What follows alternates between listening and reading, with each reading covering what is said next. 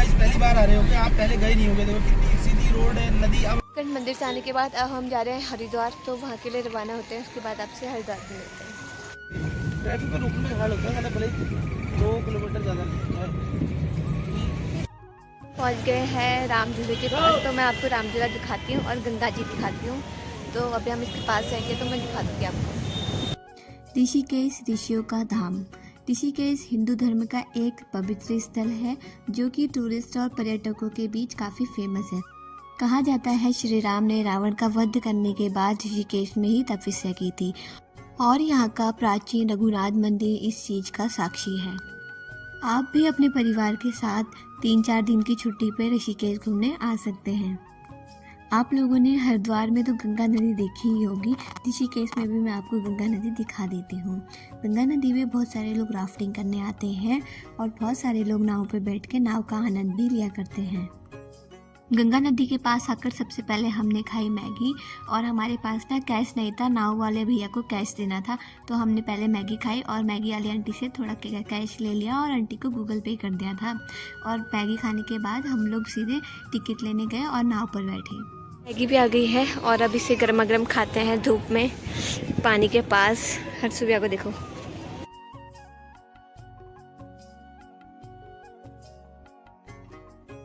Boating करनी है, उस बोट में बैठ के हम लोग पार जाना है, तो वहाँ चलते हैं। टिकट लेने के बाद हम सभी लोग चले गए थे बोट पर बैठने। बोट ना काफ़ी बड़ी थी, इसमें ना कम से कम 25 से 30 आदमी आ जा रहे थे आराम से, लेकिन हमारी बारी में ना बहुत कम लोग बैठे बोट पर।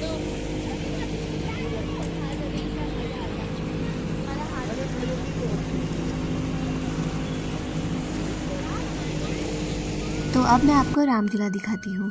तो यह है राम झूला। गंगा नदी पर बना ये राम झूला कभी जूट की एक रस्सी हुआ करता था, जिसके बारे में कहा जाता है कि भगवान श्री राम ने इस पर ही नदी पार की थी। पहले राम पुल जूट की मजबूत रस्सियों से बनाया गया था। उसके बाद 1986 में इस पुल का पुनः निर्माण हुआ सरकार द्वारा, जो कि लोहे से फिर से पुल को बनाया गया।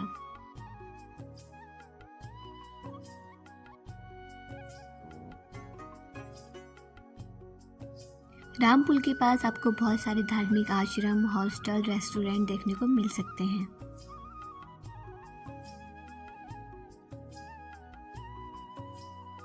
चलते हैं उस पार। यहाँ से अगर फोन किया तो सीधे पानी में। तो ये है चोटी वाले बाबा। चोटी वाले बाबा रेस्टोरेंट राम झूले के पास पड़ता है। यह रेस्टोरेंट 1998 में बना था और तभी से इस रेस्टोरेंट को वही जनरेशन चला रही है, और इसीलिए इस जगह का स्वाद 50 सालों से एक जैसा है। और अगर आप कभी ऋषिकेश आते हो और चोटी वाले बाबा रेस्टोरेंट में खाना नहीं खाते हो, तो आपने फाइनली बहुत बड़ी चीज़ मिस कर दी है, क्योंकि यहाँ का खाना बहुत टेस्टी होता है। और फिर मैं फ़ोटो खिंचाना कैसे मिस कर सकती थी, इसलिए मैंने भी चोटी वाले बाबा के संग 1-2 फ़ोटो ले ही ली। तो अब हम आ गए थे राम झूले पर। राम झूला काफ़ी अच्छा लग रहा था और ये काफ़ी बड़ा भी था, और यहाँ पे ना बहुत डर भी लग रहा था, क्योंकि ये झूला ना हिल भी रहा था। झूला ना हिल भी रहा है, ये है ना, राम झूला ना हिल भी रहा है और जब जा ही नहीं रहे। जाने के लिए थोड़ा है यहाँ। चलो नहीं। हाँ तो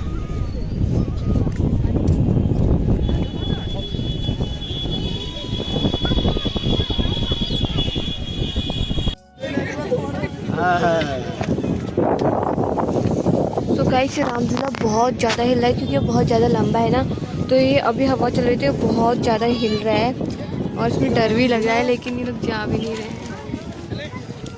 चलें चलो।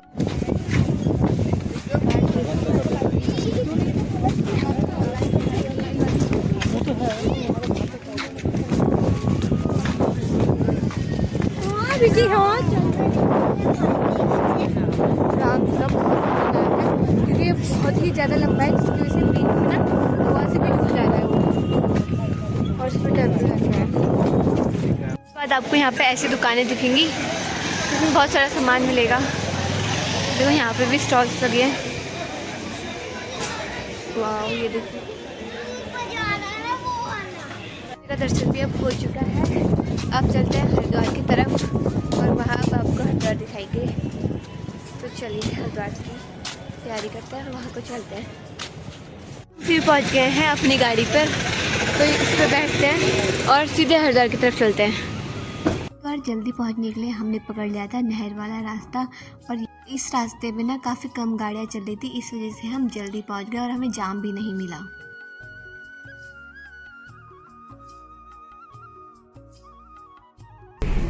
इसको भी दिखा देते हैं। हेलो। यही आदमी है नॉन स्टॉप। देखो ऐसी जगह आप गाइस पहली बार आ रहे होगे, आप पहले गए नहीं होगे। देखो कितनी सीधी रोड है, नदी अब हमारी लेफ्ट में थी, अब राइट में आ चुकी है, और हम देखो नीचे जाते हुए रोड से देखो कितनी बढ़िया रोड है। अब हम इस वाली रोड में लिंक हो गए, ये 1 वे रोड थी नीचे वाली, अब हम 2 वे रोड में आ चुके हैं। ये देखो यहाँ टूरिस्ट आए हुए हैं, ये लोकल टूरिस्ट है। ये देखो ये हम हल्द्वानी से आते हुए इधर ये देखो हमें जाना है इधर को। ऋषिकेश को जा रहे हो अब? अच्छा, अभी हम पहुँच गए हैं हरिद्वार। हरिद्वार में पहुंचते ही आपको सबसे पहले दुकानें मिलेंगी और पार्किंग मिलेगी। इसके बाद हमें हरिद्वार आते आते काफ़ी रात हो गई थी, तो ठंडा भी बहुत हो रहा था और हम लोग हरिद्वार पहुंच ही गए थे।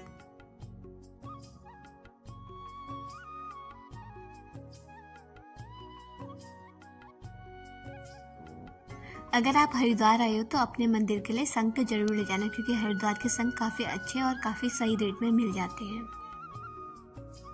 गंगा जी का दृश्य। सो दोस्तों, गंगा जी अभी ऐसी दिख रही है। अभी रात हो गई ना, हमारा 31 आज हरिद्वार में बनेगा। तो चलिए अब हरिद्वार के बारे में बात करते हैं। क्या आप जानते हैं कि हरिद्वार को गंगा द्वार, मायापुरी अनेक नामों से जाना जाता है। गाइस गंगा आरती भी हो रही है। हरिद्वार स्वर्ग के द्वार के समान है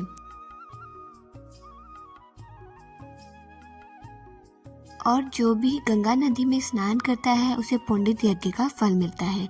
वह इंसान अपने कुल का उद्धार भी करता है। यहाँ एक रात वास करने से सहस्र गौदानों का फल भी मिलता है। इसीलिए हरिद्वार को स्वर्ग का द्वार कहा जाता है और हर की पौड़ी भी कहा जाता है। वैसे तो हम गंगा माँ की सुबह शाम दिन रात पूजा करते हैं, लेकिन यह जान के बहुत दुख होता है कि गंगा माँ को मलिन भी हम ही लोग करते हैं।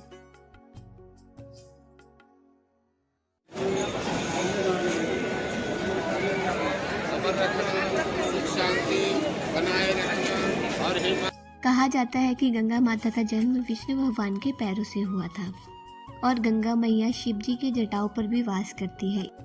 इसलिए गंगा नदी में स्नान करना, गंगा माँ की पूजा करने से अन्य सभी पापों का नाश होता है।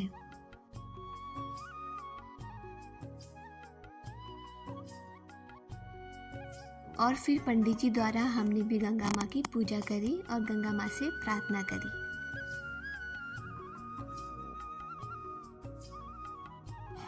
जब हम हरिद्वार में गंगा माँ की पूजा कर रहे थे ना, तो मन में काफ़ी शांति और काफ़ी आनंद हो रहा था, क्योंकि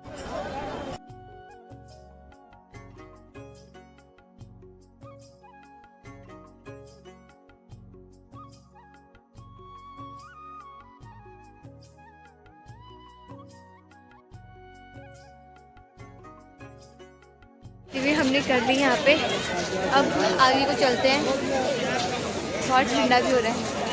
हम निकल चुके हैं हरिद्वार से दिल्ली की तरफ, क्योंकि अभी ना यहाँ पे 6:30 बज रहे हैं और हम दिल्ली पहुँच जाएंगे 12 बजे तक। तो चलते हैं, यहाँ बहुत ठंडा हो रहा है। हमने नहाया भी नहीं, खाली हाथ पैर धोए बस। तो बाद खाना भी हो गया यहाँ पे स्टार्ट, पर मैं नहीं खा रही हूँ यार, मेरे को तो उल्टी हो जा रही है अब। हरिद्वार से दिल्ली की तरफ।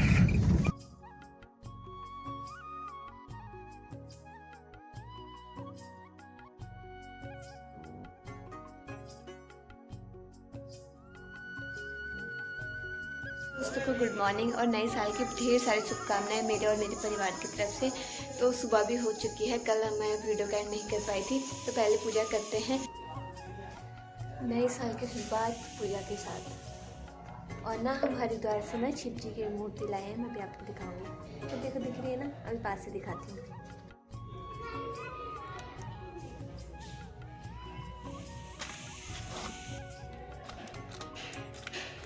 सो गाइस, अब बन रहा है हमारा गाजर का हलवा। साल के पहले दिन पतिदेव ने इतनी मेहनत कर दी गाजर कोट के, अब इसको बनाने की जिम्मेदारी मेरी। चलो कैसा लगा आपको गाजर कोट के? बहुत सही बनना चाहिए, टेस्ट नहीं आया तो फिर पैसे वापस ले लिए जाएंगे। भाई मैं बहुत अच्छा गाजर का हलवा बनाती हूँ, देखते हैं। हलवे बनाने की तैयारी हो चुकी है। पहले मैंने इसमें डालेंगे कुछ ड्राई फ्रूट और फिर मैं डालूंगी इसमें गाजर, फिर दूध। फाइनली गाजर का हलवा तैयार हो चुका है, जो कि आधा इसमें है और मैंने थोड़ा निकाल रखा है। पतिदेव को खिलाते हैं। बताओ पतिदेव कैसा हो रहा है? तो नहीं जलाएगा।